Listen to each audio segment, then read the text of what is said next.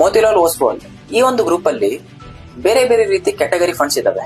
And ಇಲ್ಲಿ ಮೋತಿಲಾಲ್ ಓಸ್ವಾಲ್ ಅವರು stock market performance ಬ್ಯಾಡ್ ಇದ್ದಾಗ, ಸ್ಟಾಕ್ ಮಾರ್ಕೆಟ್ ಪರ್ಫಾರ್ಮೆನ್ಸ್ ಚೆನ್ನಾಗಿ ಇಲ್ದೇ ಇದ್ದಾಗೂ ಒಳ್ಳೆ ರಿಟರ್ನ್ಸ್ ಕೊಡ್ತಿದ್ದಾರೆ. ಯಾವ ರೀತಿ ಸಾಧ್ಯ?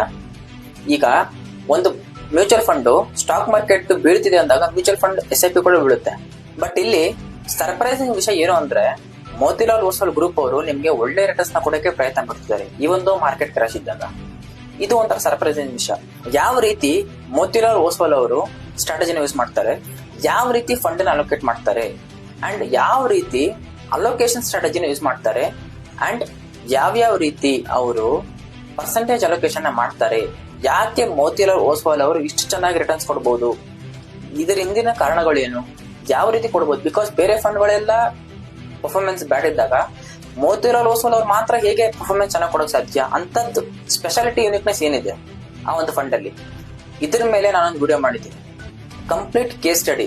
ಮೋತಿಲಾಲ್ ಓಸ್ವಾಲ್ ಗ್ರೂಪ್ ಮೇಲೆ ಇನ್ವೆಸ್ಟ್ ಮಾಡಿ ಅಂತ ಹೇಳ್ತಾ ಇಲ್ಲ, ಒಂದು ಕೇಸ್ ಸ್ಟಡಿ ತರ ನಾನು ಡಿಸ್ಕಸ್ ಮಾಡಿದ್ದೀನಿ. ಯಾಕೆ ಮೋತಿಲಾಲ್ ಓಸ್ವಾಲ್ ಅವರು ಚೆನ್ನಾಗಿ ರಿಟರ್ನ್ಸ್ ಕೊಡ್ತಿದ್ದಾರೆ, ಅದರ ಹಿಂದಿನ ಕಾರಣಗಳೇನು ಅಂತ. ಸೊ ನೀವು ಈ ವಿಡಿಯೋನ ನೋಡ್ಕೊಂಡ್ ಬನ್ನಿ ಯೂಟ್ಯೂಬ್ ಅಲ್ಲಿ. ಆ ವಿಡಿಯೋ ನೋಡೋದ್ರ ಮೂಲಕ ನಿಮ್ಗೆ ಒಂದು ಐಡಿಯಾ ಸಿಗುತ್ತೆ ಯಾವ ರೀತಿ ಮೋತಿಲಾಲ್ ಓಸ್ವಾಲ್ ಅವರು ಒಂದು ಸ್ಟ್ರಾಟಜಿನ ಯೂಸ್ ಮಾಡಿ ಅವರ ಒಂದು ಇನ್ವೆಸ್ಟರ್ಸ್ಗೆ ಒಳ್ಳೆ ರಿಟರ್ನ್ಸ್ ನ ಕೊಡ್ತಾ ಇದ್ದಾರೆ ಅಂತ. ನೋಡ್ಕೊಂಡ್ ಬನ್ನಿ.